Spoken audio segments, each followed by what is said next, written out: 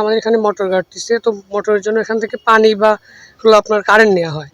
তো ওটা লাগবে, এই জন্য আমার ছোটো ভাইকে বলা হয় যে হলো ওদের বাড়ি থেকে কারেন্টের লাইনটা দিয়ে আসো।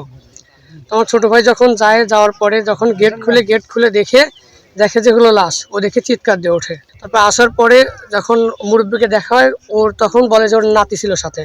তো নাতিকে যখন খুঁজে পাওয়া যাচ্ছিল না, আশেপাশে খোঁজাখুঁজি করা হয়, করার পরে আমাদের নতুন বাড়ি এখানে দেখা যায় এক জায়গায় রক্ত।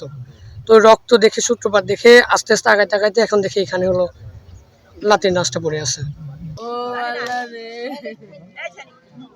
আমি এখন গেট খুলে দেখি ওইভাবে রক্তাক্ত দেহ পড়ে আছে। আমি ওটা দেখে ডাকি, লোকজন জড়ো করে ডাকার পরে এখন দাদিক পাওয়া যায়। নাতনির জন্য খোঁজাখুঁজি করার পরে কিছুক্ষণ পরে রক্ত দেখে পাশে রেল লাইনের কাছে হচ্ছে গমের ভুঁয়ে থাকা রক্তাক্ত দেহ পাওয়া যায়।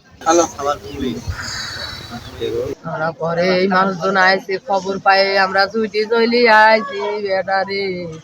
বেটা তোমার কাছে বিচার চাই, আমার জানের বদলি জান চাই, দুইটা জান কেবা